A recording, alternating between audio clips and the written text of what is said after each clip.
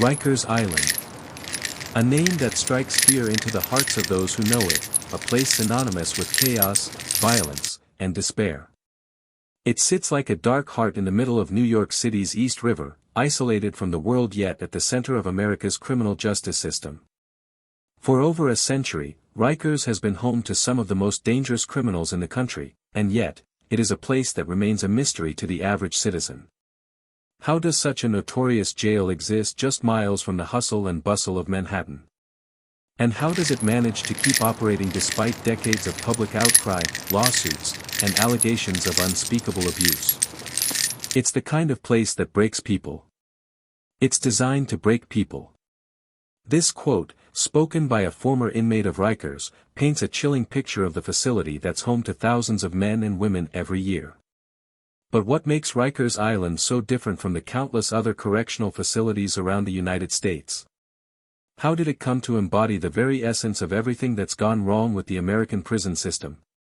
Let's start at the beginning. Rikers Island was born out of necessity in the early 1900s. A growing population of incarcerated individuals in New York City forced the city to expand its detention facilities. The island, located just off the shores of Queens, was an ideal location for a sprawling, secure facility that would hold inmates awaiting trial and those convicted of crimes. But from the start, it was clear that Rikers would become more than just a holding pen. Its reputation, even in the early days, began to take on a dark, dangerous aura. A reputation that would only worsen as the decades passed. But it wasn't always this way. In its infancy, Rikers Island was a functional institution designed with a simple goal in mind: house the city's criminals and keep them away from the streets. It wasn't until the 1970s that things began to change drastically. As the city's population grew, so too did the number of people being sent to Rikers. With the increased demand came overcrowding, insufficient resources, and ultimately, a toxic environment for both the inmates and the guards. It was in this environment that the infamous gangs of Rikers Island began to take root. The very gangs that still dominate the prison to this day, gangs like the Bloods, Crips, and Latin Kings.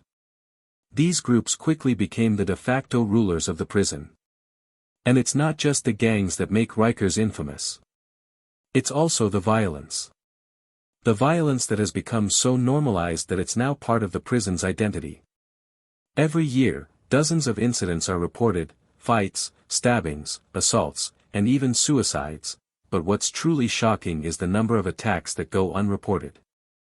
If you're not careful, you're gonna end up in a fight. But that's the least of your problems. It's the staff, the guards, the ones who are supposed to be keeping you safe. They're the real danger. This was a sentiment echoed by multiple former inmates and whistleblowers who've worked inside Rikers. Over the years, Rikers has faced countless lawsuits for abuses perpetrated by guards, many of whom have been accused of using excessive force, instigating violence, and turning a blind eye to the gang activity within the prison. But despite the scandals, despite the outcry from human rights organizations, Rikers Island continues to operate. Why? Because, for all its flaws, it's still seen as necessary by the powers that be. Rikers is a microcosm of the issues plaguing America's prison system: overcrowded, underfunded, and overwhelmed. The system that's supposed to rehabilitate those who are incarcerated instead often leaves them more broken than they were when they first entered. So, how did we get here? How did Rikers Island become one of the most violent and notorious jails in the country? What's the real story behind the headlines? To answer these questions, we'll need to dive into the history of Rikers, the people who've lived there, and the system that's allowed it to thrive. The rise of the gangs. It didn't take long for Rikers Island to evolve into a breeding ground for gang violence. By the 1980s, the island's population had skyrocketed, and so had the tensions. Gangs, once a shadowy presence on the streets of New York, began to take hold behind bars. They didn't just survive, they thrived. In prison, it's simple. Either you join a gang, or you become a target. And on Rikers, if you're a target, it's over. This stark reality was shared by countless former inmates, and it's one of the key reasons why Rikers Island became the dangerous place it is today. With the overcrowding came instability, and with instability came the gangs. What started as small-time groups seeking power and protection in a violent world soon morphed into major criminal organizations.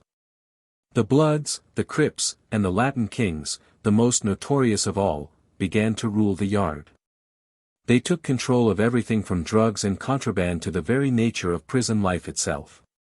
But it wasn't just the gang members that were affected. As gang activity grew, so did the level of violence, turning Rikers into a nearly lawless place, where survival wasn't guaranteed, even for the guards. The gangs had a stranglehold on the prison system, dictating the flow of drugs, weapons, and even the protection rackets that kept many inmates in check. For many, Rikers wasn't just a prison, it was a dangerous city within a city, a place where gang loyalty was the only way to ensure survival. But this wasn't just about criminal influence, it was about control. These gangs built their power on intimidation, fear, and brutality, using violence as their language. The prison system, once a place for incarceration and rehabilitation, had transformed into a chaotic war zone. You either fight, or you get eaten alive. That's the truth about Rikers Island. If you're not with one of the main gangs, you're nobody. This unspoken rule became gospel on Rikers. With gang leaders pulling strings from the shadows, and their lieutenants overseeing day-to-day operations, it wasn't long before they infiltrated almost every corner of the facility. It was said that certain units were so deeply entrenched with gang activity that the guards themselves became pawns in the game, often turning a blind eye to the daily chaos unfolding before them. But the gangs didn't just control the inmates. They controlled the system itself. The system of corruption. It was during this period that the most disturbing aspect of Rikers Island began to take shape, the corruption that ran like a river beneath the surface. Reports of guards being involved in smuggling drugs, delivering weapons, and even extorting inmates began to surface. Guards, who were supposed to be the enforcers of the law, were sometimes found to be complicit in the violence and crime that ran rampant on the island. You've got two kinds of people on Rikers. The ones who are trying to survive the system, and the ones who are using it to their advantage. This quote from a former Rikers inmate paints a stark picture of the divided world inside.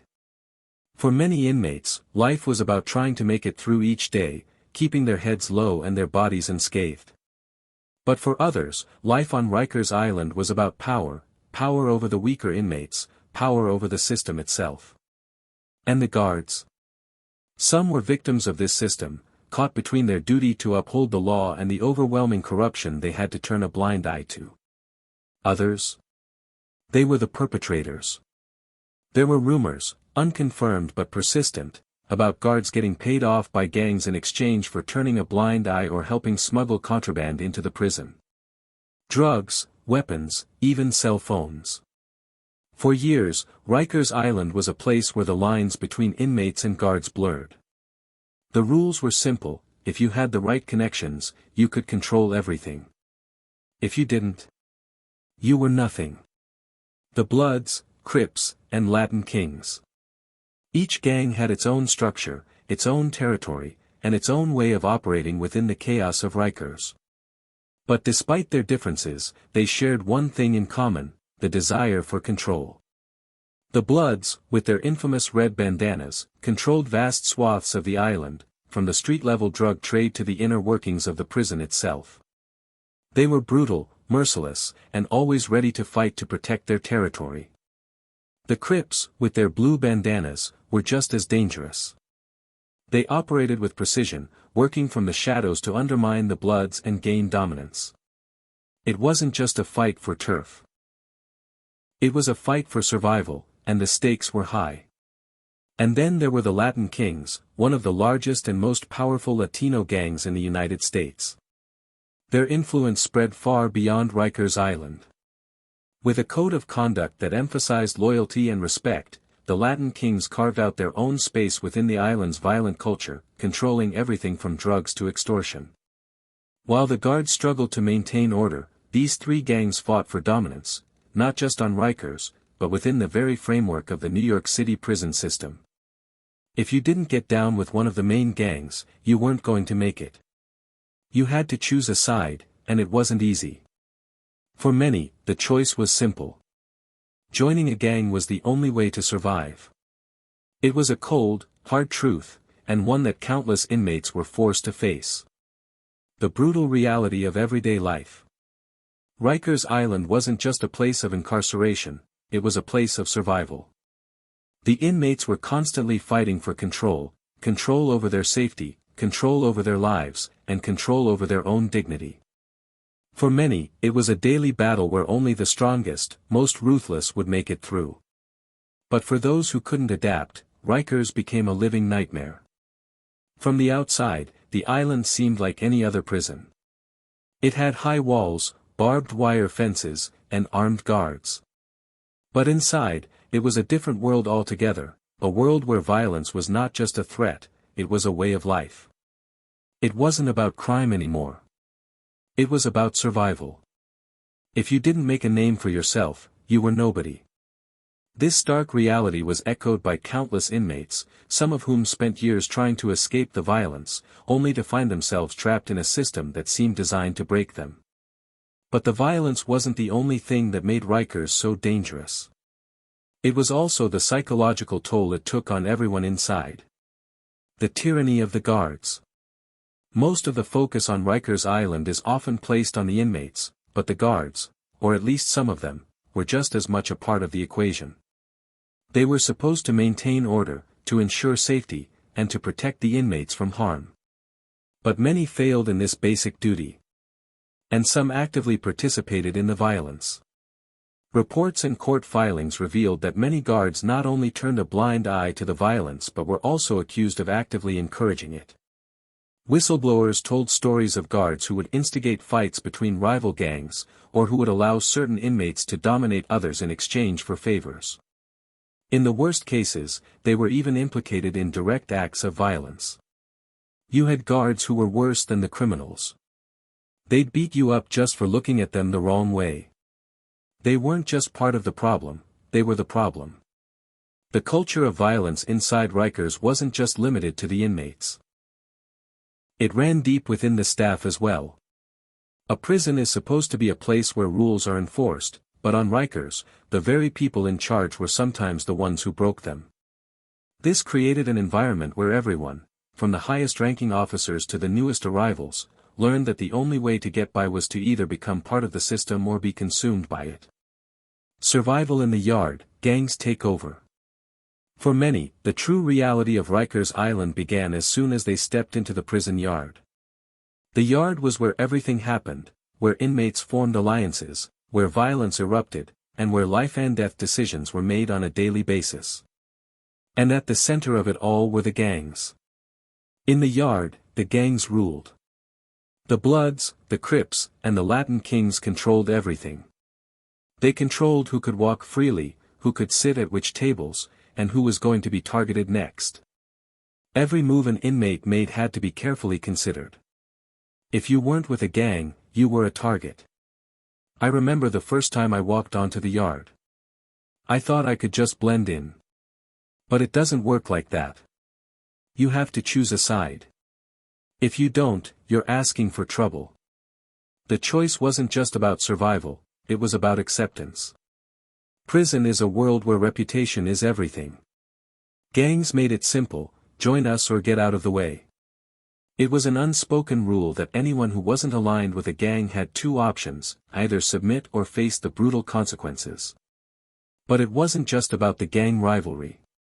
The guards, too, played a role in the hierarchy of the yard. Many gangs had informants inside the guards' ranks, helping them smuggle in contraband, anything from drugs to weapons. In exchange, the gangs would ensure the guards were kept in the loop about everything happening inside. But there was a much darker side to the control that the gangs had over Rikers. The fear of the unknown, the hidden horrors. While the fights, riots, and violence were out in the open, there was something darker and more insidious happening in the shadows of Rikers Island. Sexual violence, especially against younger or weaker inmates, was rampant. The culture of fear and intimidation allowed such crimes to thrive under the radar. Inmates often spoke about the terror they felt every day, knowing that at any moment, they could become the next target for exploitation. The youngest and most vulnerable were the most at risk, often forced to endure horrendous acts simply to stay alive. It wasn't just about beating someone down. It was about breaking them. And sometimes, the worst scars aren't the ones you can see. While some of these abuses were reported, the overwhelming majority went unnoticed or unpunished.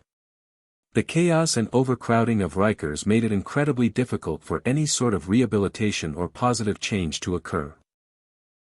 Instead, the prison became a breeding ground for even more violence, where inmates who entered for minor offenses often left as hardened criminals, if they left at all.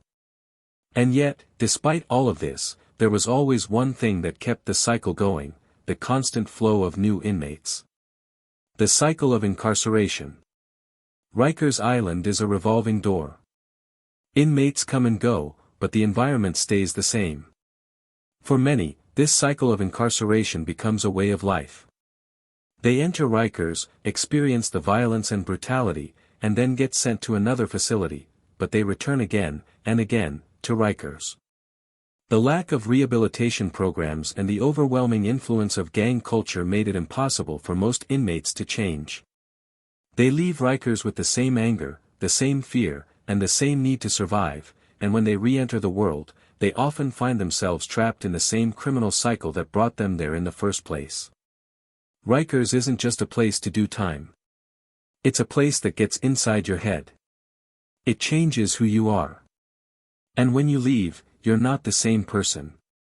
The riots that shook Rikers. Rikers Island was a powder keg, waiting for the right spark. For decades, the overcrowding, the constant gang warfare, and the systemic abuse had built up a pressure that could only be released in one way: violence. And when the tension finally reached a breaking point, Rikers exploded. These weren't just your typical prison fights. These were full-scale riots, where the entire facility was thrown into chaos. Inmates took control of entire wings, and the guards were left powerless. The news media called it a war zone. It wasn't just a fight for control of the yard, it was a battle for survival. And for many, it was a battle that would be fought with blood. The most infamous of these riots took place in 1991, when a small altercation between inmates escalated into an all-out brawl. What started as a fight between two rival gangs quickly spread throughout the prison, with inmates attacking guards, other prisoners, and even each other. The violence was intense, and the chaos was so widespread that it took dozens of SWAT teams hours to regain control of the facility. It was like a war. You could feel it in the air. The violence was everywhere. People were getting beaten, stabbed. Nobody was safe, not even the guards. Inmates had overrun sections of the prison, barricading themselves inside the wings and fighting back with whatever they could find: improvised weapons, metal pipes, broken glass. For hours, Rikers Island became a free-for-all, with the usual rules thrown out the window. Gangs solidified their control of the most strategic areas, and the guards, overwhelmed and unprepared, were forced to retreat. But this wasn't just a one-time occurrence. Riots and violent clashes became so common on Rikers that it became almost expected, part of the daily routine. In 2003, another massive riot erupted in the North facility. The catalyst this time was a dispute between inmates over a simple card game. The conflict spiraled out of control, and once again, guards were helpless as they watched inmates take charge of the situation. The failure of the system. Despite the repeated riots, Rikers Island continued to operate much as it always had. Reforms were promised, but never fully implemented. The violence continued, and the authorities at Rikers often brushed off the incidents as just another symptom of the prison's tough nature. But for those trapped inside, it was more than that. It was proof that the system was failing, that the correctional facility was not just a prison, but a war zone where survival was never guaranteed. They say they're trying to fix things, but nothing changes. It's always the same. Another riot. Another fight. Another broken system. The chaos that engulfed Rikers Island wasn't just about prison gangs fighting for dominance. It was about the entire system, the staff, the leadership, the policies, all being broken, all failing to address the real issues. And as long as that failure continued, so too did the violence. You have people here who should never be in this environment. They're young, they're scared, and the only way they can survive is by joining a gang. The system doesn't care. They just throw them in here and leave them to fend for themselves. And then there were the guards, who were supposed to be the ones in charge. But many of them were simply outnumbered, undertrained, and ill-prepared to deal with the explosive situations that frequently arose. In some cases, guards were known to participate in the violence or even instigate it. It was well documented that some guards encouraged fights between rival inmates, while others turned a blind eye to the rampant drug trade and extortion rackets happening inside. This lack of oversight and accountability, combined with the systemic corruption within Rikers, made the facility untenable. Prisoners were forced to fight not just for their survival, but for any shred of dignity in an environment that seemed designed to strip them of it. The aftermath, reform or chaos. The riots did not go unnoticed outside the walls of Rikers Island. As the violence escalated, so did the public outcry. The media took notice, and politicians began to raise their voices in opposition. Calls for reform were louder than ever, but nothing substantial changed. The violence didn't stop. The riots didn't stop.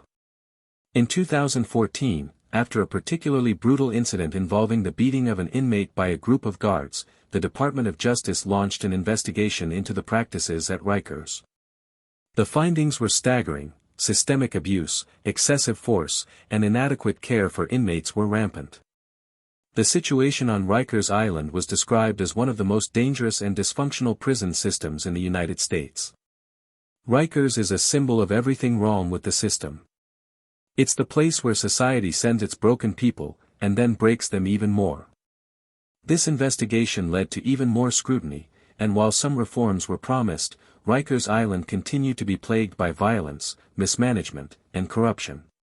But the riots that had defined Rikers for decades still haunted the institution.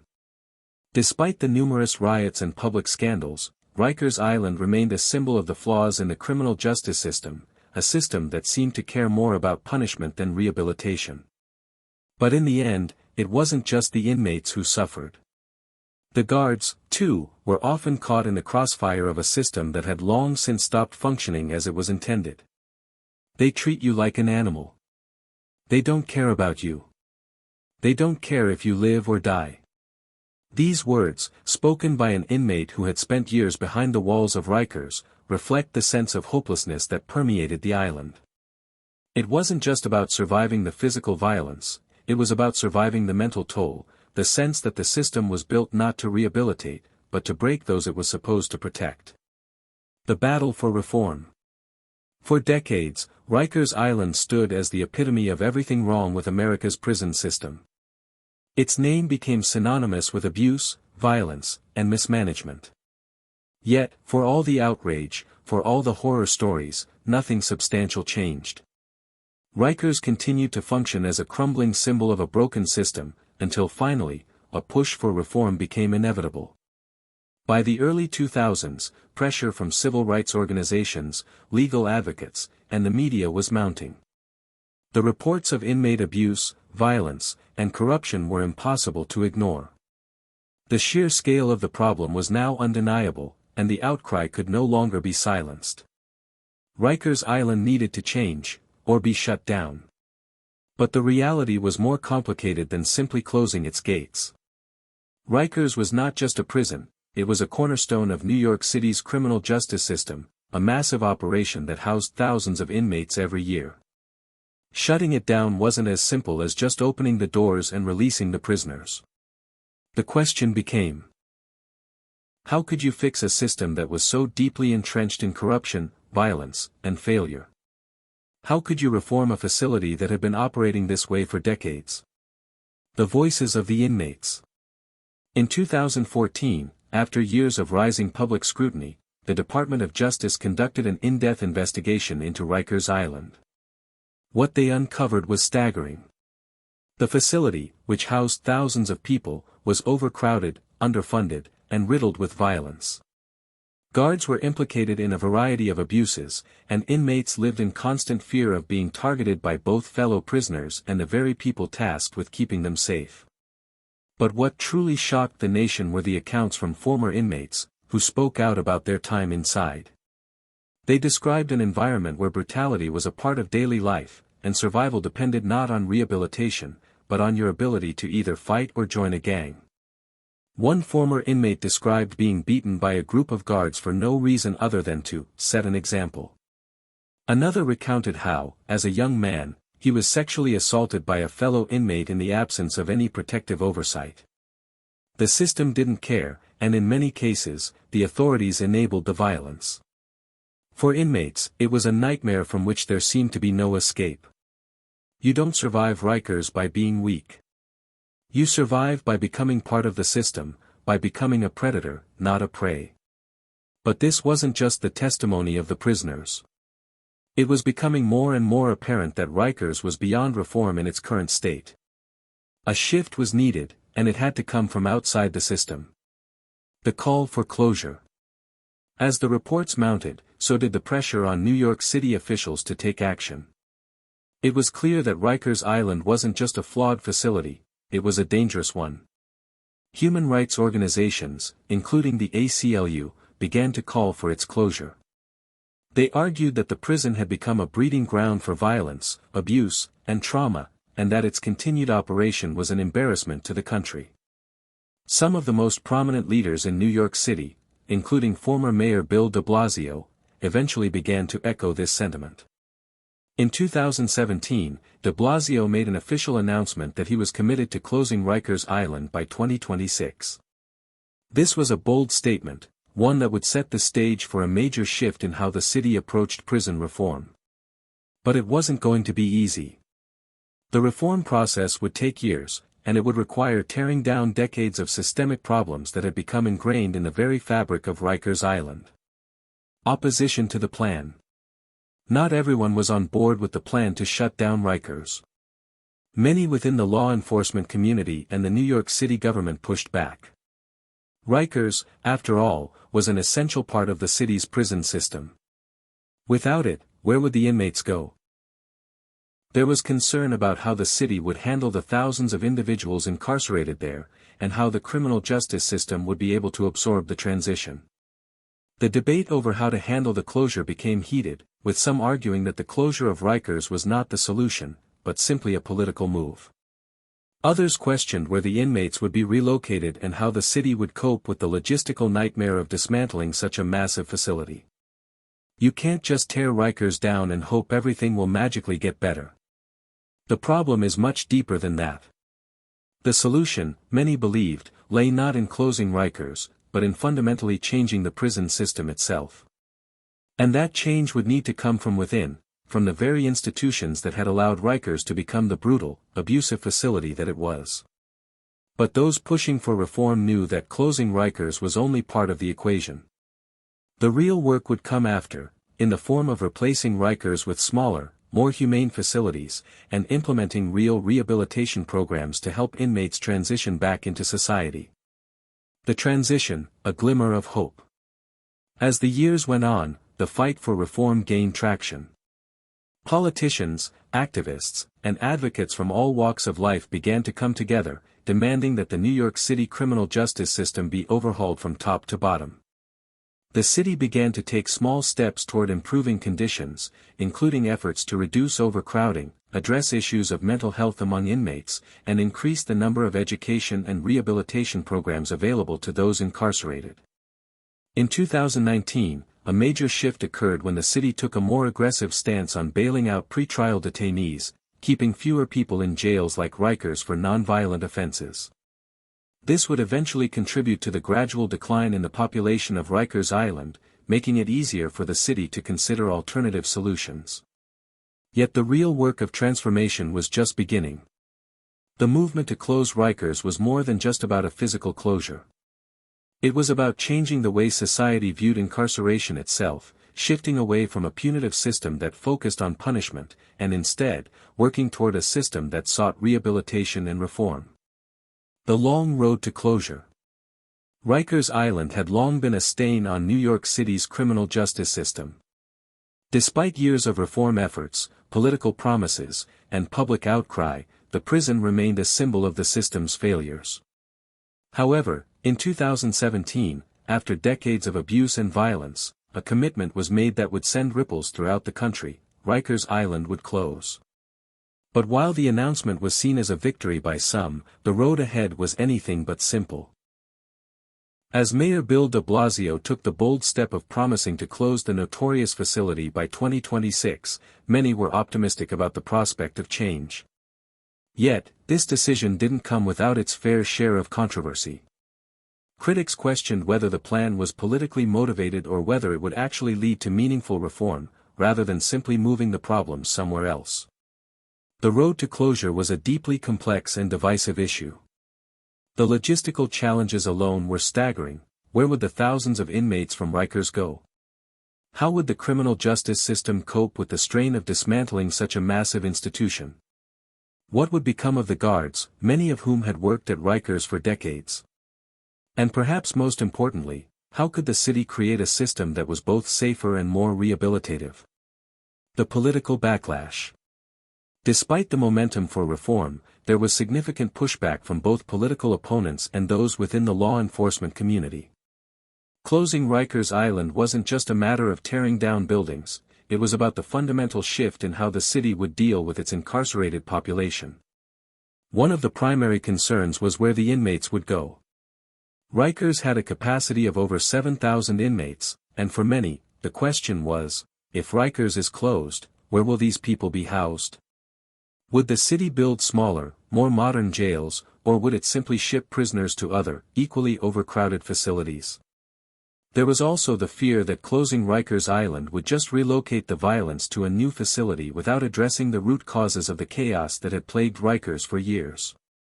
If you close Rikers and don't have a concrete plan for where the inmates will go, you're just shifting the problem around. Rikers is the problem. It's not the building. It's the system. This sentiment was echoed by law enforcement officials who argued that simply closing Rikers wasn't a real solution. Many were skeptical of the city's ability to reform the system, particularly given how deeply entrenched the issues of violence, gang control, and corruption were within the prison. The debate was fierce, but ultimately, the decision was made.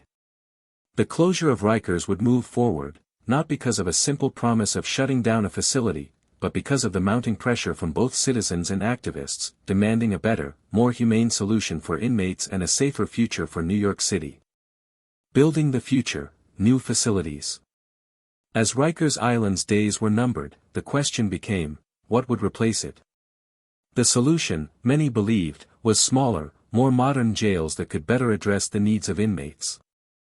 These would be facilities that focused on rehabilitation, mental health care, and education, rather than just punishment. However, critics immediately raised concerns about whether the new jails would simply be smaller versions of Rikers, or whether they would represent a real change in how New York City approached incarceration. In 2019, New York City unveiled plans for new, borough-based, jails that would be built in Manhattan, Brooklyn, Queens, and the Bronx. These new facilities were intended to house a significantly smaller number of inmates than Rikers, with the goal of reducing overcrowding and ensuring that inmates would be closer to their families and communities, an approach that advocates for criminal justice reform had long supported. But the plans weren't without controversy. Many argued that building new jails in the heart of New York's busiest boroughs would contribute to a growing prison industrial complex. Others believed that the city's focus should be on alternative solutions to incarceration, like community-based programs, mental health services, and rehabilitation efforts. In essence, they questioned whether simply building smaller jails was enough to solve the fundamental flaws in the prison system. We don't need to just build new jails. We need to change the way we think about punishment and rehabilitation. The system is broken, and these new jails are just a band-aid. The complicated transition. While the plan for new facilities moved forward, the transition was never easy. The pressure was on to make sure that the closure of Rikers didn't simply shift the problems elsewhere. The city had to find a way to reduce its incarcerated population, create more rehabilitative programs, and focus on mental health, all while balancing the political and public demands for accountability and justice. This meant not only addressing the prison population, but also focusing on diversion programs that could help prevent incarceration in the first place. Programs aimed at keeping youths out of the system, providing alternatives to bail, and offering mental health services were all part of the broader vision for criminal justice reform. However, this vision would take years to implement and even longer to show measurable results. As of 2020, the population of Rikers Island had been reduced by nearly half, but this wasn't just due to the closure plan. The city had begun releasing nonviolent offenders and working with advocacy groups to reduce the number of individuals incarcerated for minor offenses. The growing support for reform. Despite the challenges, support for the closure of Rikers continued to grow. Activists, legal advocates, and politicians united in their efforts to transform the criminal justice system into one that focused more on rehabilitation and less on punitive measures. It became clear that the fight to close Rikers wasn't just about closing a prison, it was about changing the entire culture surrounding incarceration in New York City. Many were hopeful that the success of Rikers' closure could serve as a model for the rest of the country, proving that a criminal justice system based on compassion, rehabilitation, and human dignity could work. Closing Rikers is not the end. It's just the beginning. The question now is, what are we going to build in its place? The future of justice, what happens after Rikers? The closure of Rikers Island is a monumental event, one that represents a turning point in America's approach to criminal justice. But the hard questions still remain: what happens to the people who once called Rikers home? What does the future of incarceration look like in New York City, and what about the thousands of inmates who will be sent to new facilities, or worse, left without options? As the clock ticked down to Rikers' eventual closure, the question on everyone's mind was simple: can New York City really overhaul a system that has been so deeply ingrained for decades? Would the city's new jail facilities be a real improvement, or would they simply repeat the mistakes of the past? One of the largest challenges faced by New York City, and cities across the nation, is how to deal with incarcerated individuals in a more humane and rehabilitative manner. Rikers had long been criticized for its punitive, violence-driven system that stripped inmates of their dignity.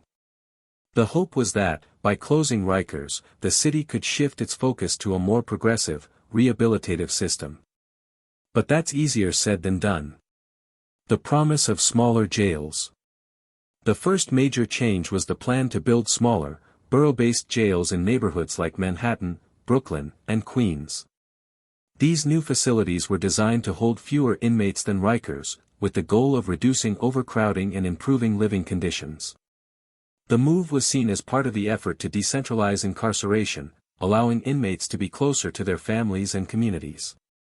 But these new facilities, which were slated to open in the coming years, came with their own challenges. Critics pointed out that simply building smaller jails wasn't going to be enough to solve the deeper problems of New York's criminal justice system. To truly break the cycle of incarceration, advocates argued, the city needed to invest more in rehabilitation programs, mental health services, and community-based initiatives. Without these elements, the city risked building yet another correctional complex that was no better than Rikers. The idea of just shrinking Rikers is a start, but it's not enough. We need to rethink the entire criminal justice system. What happens to the people inside? How do we stop the cycle? This question became the crux of the debate as the city moved forward with its plan. The focus wasn't just on housing prisoners, it was about changing the mindset from punishment to rehabilitation. Mental health and the prison system. One of the most pressing issues that reformers focused on was the mental health crisis within Rikers and the criminal justice system at large. Many inmates who were sent to Rikers were mentally ill or struggling with addiction, issues that were often ignored or inadequately addressed. Rikers had long been criticized for failing to provide adequate mental health care, a deficiency that was cited in numerous lawsuits and investigations. In fact, The mental health crisis inside Rikers was so severe that nearly half of the inmates were reported to suffer from some form of mental illness. Yet, the facility's resources for treatment were extremely limited, and many inmates spent years locked up without receiving the help they so desperately needed. You can't just throw people in a cage and expect them to get better. The system is designed to break them, not fix them. The new facilities planned after Rikers' closure promised to be more focused on mental health care and rehabilitation. Plans were made to integrate psychiatric treatment, substance abuse counseling, and education programs within the new jails. These efforts were aimed at addressing the root causes of crime, such as mental illness and addiction, instead of just focusing on punishment. However, the success of these initiatives remained uncertain. While the idea of treating inmates as patients rather than criminals was a step forward, the city would need to invest heavily in resources to make it work. A failure to do so could lead to the same institutional failures that plagued Rikers for so long. Alternative sentencing, the new hope. As New York City began to reimagine its approach to justice, alternative sentencing programs emerged as a key element in the reform effort. Rather than incarcerating people for minor crimes or non-violent offenses, these programs sought to provide offenders with rehabilitative options that would help them reintegrate into society without resorting to prison. Programs like community service, probation, and electronic monitoring became key components of this new approach. These initiatives were designed to reduce the number of people incarcerated in jails like Rikers, while still holding individuals accountable for their actions. One of the more controversial aspects of alternative sentencing was the focus on nonviolent offenders. Advocates argued that locking up nonviolent criminals in jails like Rikers Island didn't just waste taxpayer money, it damaged lives. Studies showed that people who were incarcerated for minor offenses were more likely to recidivate once released, creating a vicious cycle of crime and imprisonment. By offering alternatives to incarceration, reformers hoped to break that cycle and give people a chance to rebuild their lives. However, opponents of alternative sentencing expressed concern that it could lead to public safety risks. They argued that sending criminals to community-based programs instead of jails could result in an increase in crime, especially for offenders who had committed violent crimes in the past.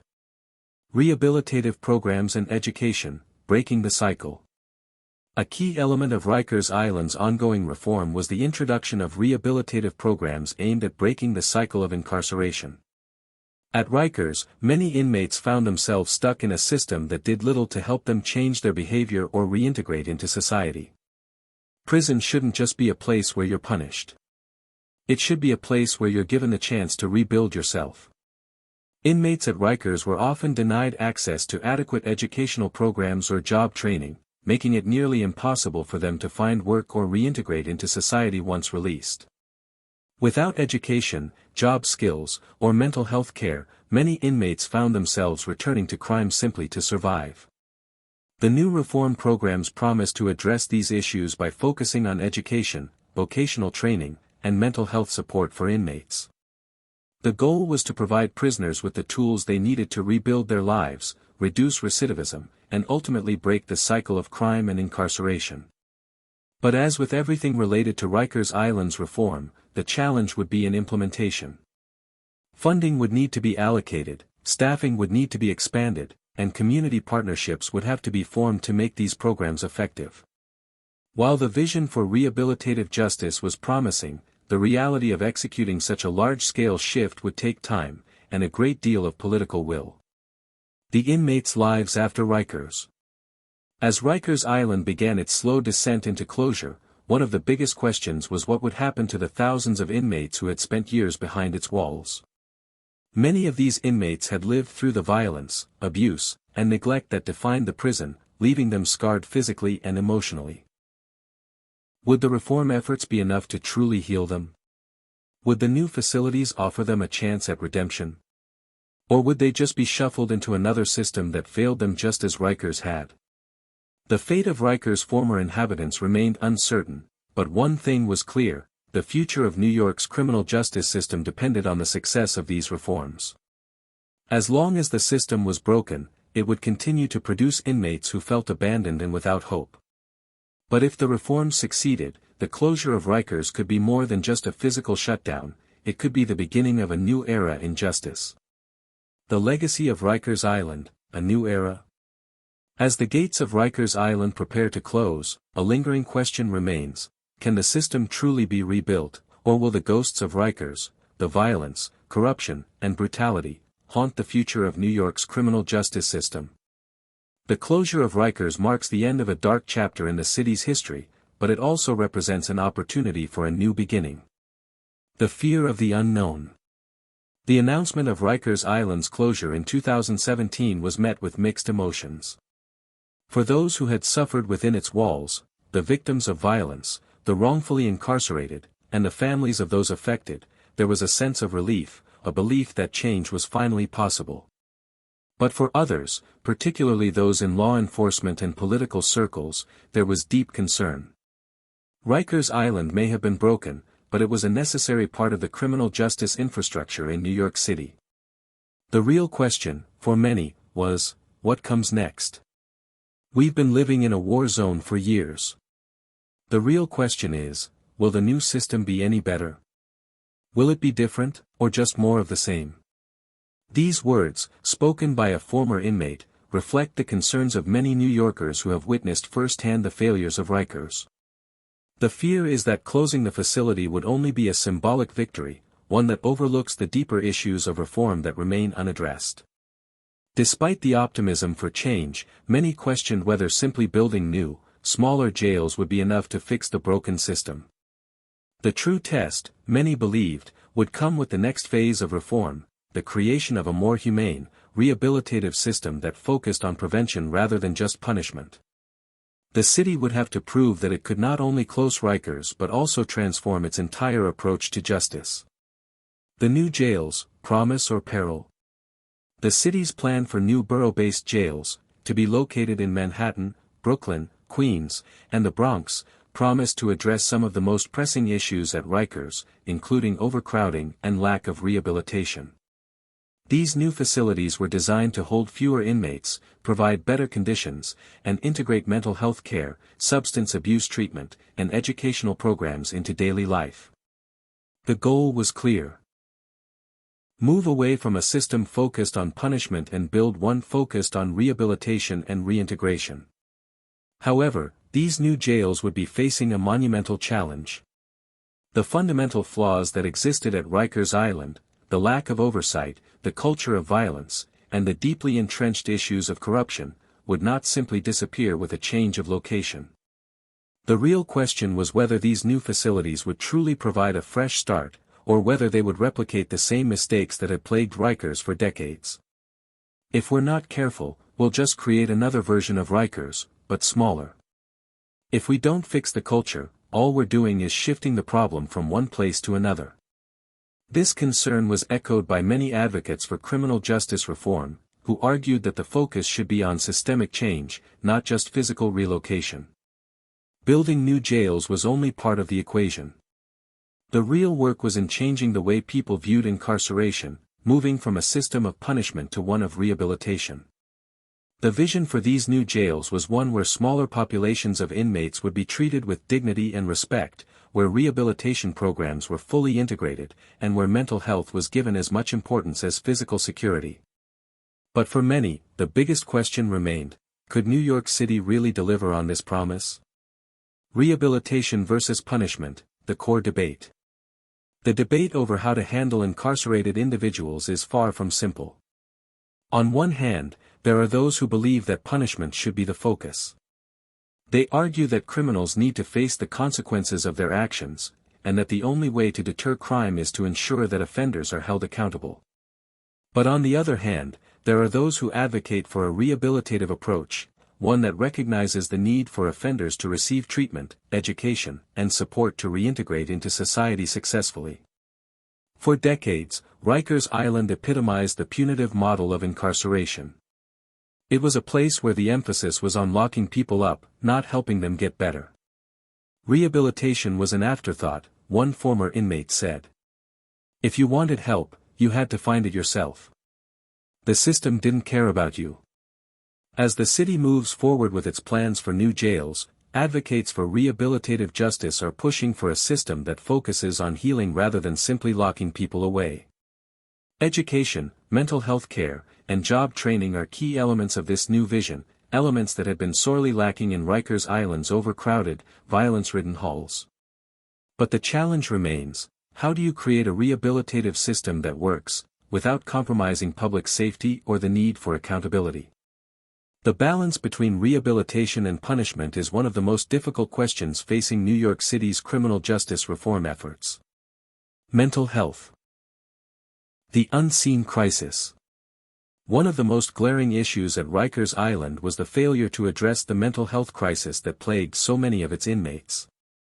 It was well documented that a significant portion of Rikers' population suffered from mental illness, and that this was a major factor in the violence and chaos that engulfed the prison. Yet, despite this knowledge, mental health care at Rikers was severely limited. In 2014, a report by the U.S. Department of Justice found that Rikers was ill-equipped to handle the mental health needs of its inmates. Many prisoners were placed in solitary confinement, a setting that only exacerbated their conditions. The result?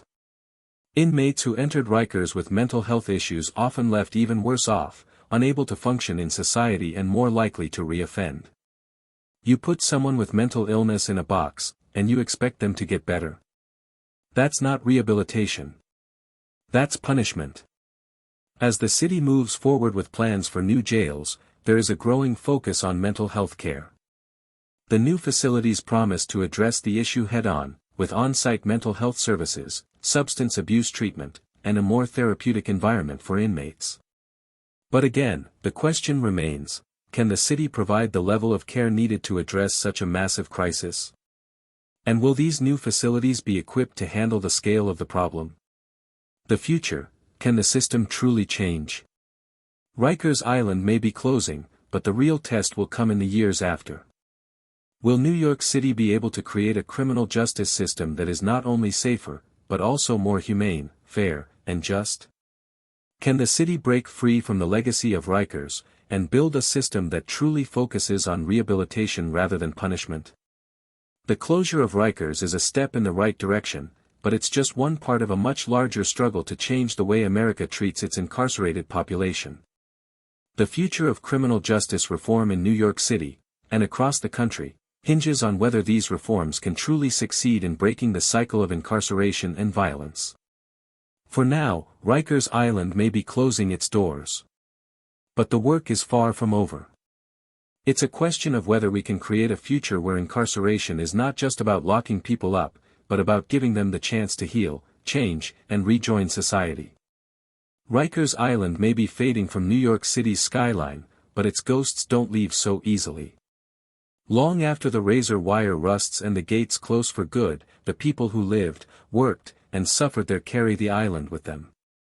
To understand the true legacy of Rikers, you have to follow the lives it touched: the inmates, the families, the guards, the lawyers, even the activists who fought for its closure. Because the truth is simple, and it's brutal. Rikers Island doesn't just release people. It releases trauma. And that trauma ripples far beyond the East River. The inmates: freedom isn't always an escape. For many former inmates, leaving Rikers wasn't an ending. It was the beginning of an entirely new struggle. The violence, fear, and dehumanization they endured didn't stay behind when they walked through the exit doors. Psychologists often call it institutional trauma, a form of PTSD born from long-term exposure to danger, unpredictability, and abuse. But for the former inmates of Rikers, it felt much simpler. I left the island, but the island didn't leave me. In public interviews and court testimonies, ex-detainees described nightmares, paranoia, and a constant fear of conflict. Some reported they couldn't sleep without checking every corner of their room. Others said they could no longer sit with their back to a door. Simple moments, like someone raising their voice, triggered panic. And then there were the scars no one could see. Those who entered Rikers for minor offenses, sometimes misdemeanors, often emerged as entirely different people. With gang dominance, constant threats, and forced alliances, many came out more hardened than when they went in. Some became gang-affiliated inside and carried that affiliation back to their neighborhoods, spreading the cycle of violence outward. Even worse, Rikers' history of wrongful detentions, people held for months or years awaiting trial without being convicted, left hundreds of innocent men and women mentally broken, financially ruined, and alienated from their families. The closure of Rikers did not magically fix their lives. For some, it barely scratched at a wound that never fully healed. Families, silent casualties of the system. The impact of Rikers wasn't limited to the inmates. It shattered families too. Visitors spoke about the humiliating searches, the long waits in crowded lines, the intimidating ferry rides to the island. For parents, partners, and children, every visit felt like entering a battlefield, and leaving under the weight of guilt, fear, or confusion. Families of young inmates described heartbreaking experiences. I watched my son grow up through bulletproof glass. My daughter came home, but she wasn't the same person. Even after release, reunification wasn't easy. Families had to rebuild trust, navigate trauma, and sometimes confront the realization that the person who returned was different from the one they lost to the system. For some families, the closure of Rikers provided closure. For others, it reopened old wounds. The guards, a system that broke them too.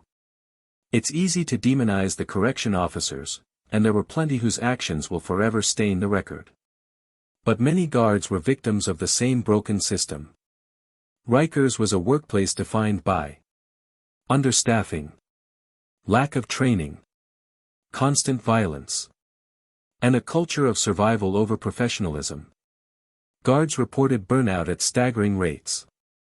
Some were assaulted. Some became numb to suffering.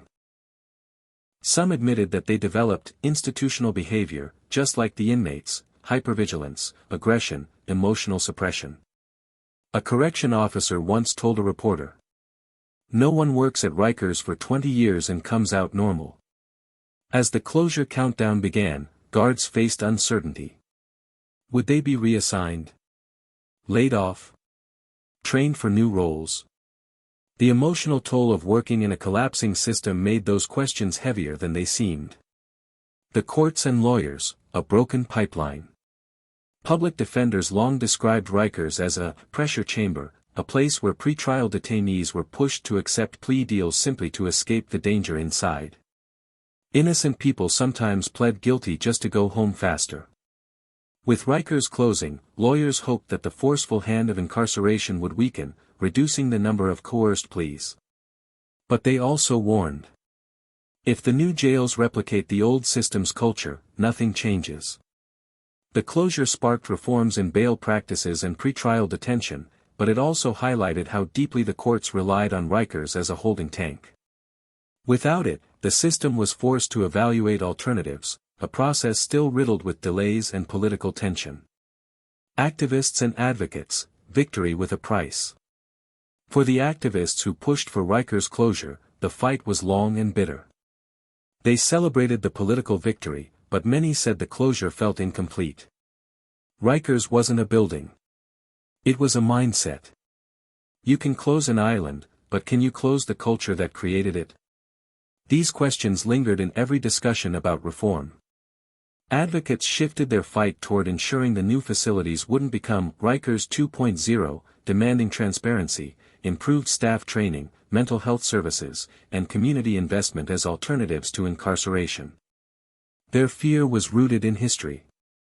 America has a long tradition of closing abusive institutions only to replace them with newer ones that eventually fall into the same traps. The public, a nation watching. Rikers wasn't just a New York story. It became a national symbol, a case study of how bad things can get when a system collapses. Its closure attracted national headlines, documentaries, political commentary, and calls for reform across the United States. Cities like Chicago, Los Angeles, Philadelphia, and Atlanta began examining their own jails, inspired and warned by the Rikers example. Some asked, if Rikers can close, why can't ours? Others worried. If New York fails to reform after Rikers, what hope does anyone else have? The legacy, a prison that changed America. The legacy of Rikers Island is complicated. It is a symbol of systemic failure, political neglect, human resilience, and the brutal realities of incarceration in America. Its closure is a milestone, but the real legacy isn't the end of a facility, it's what comes after. New York City now stands at a crossroads. If the reforms succeed, Rikers will be remembered as the turning point in American criminal justice. If the reforms fail, Rikers will be remembered as the first chapter in a cycle that never truly ended. Is there hope for true reform? The closure of Rikers Island is just one chapter in the ongoing fight for criminal justice reform in the United States. It's a victory, but it's not the end. It's not enough to close a prison if the systems that allow it to exist continue to thrive.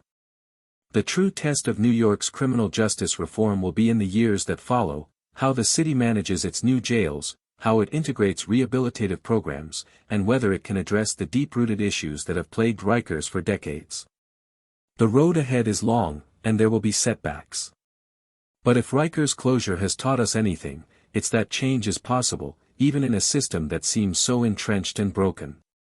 The real question is, will the nation learn from Rikers and take the necessary steps to create a more just and humane system for all? Stay tuned as we continue to monitor the journey of criminal justice reform in New York and across the country.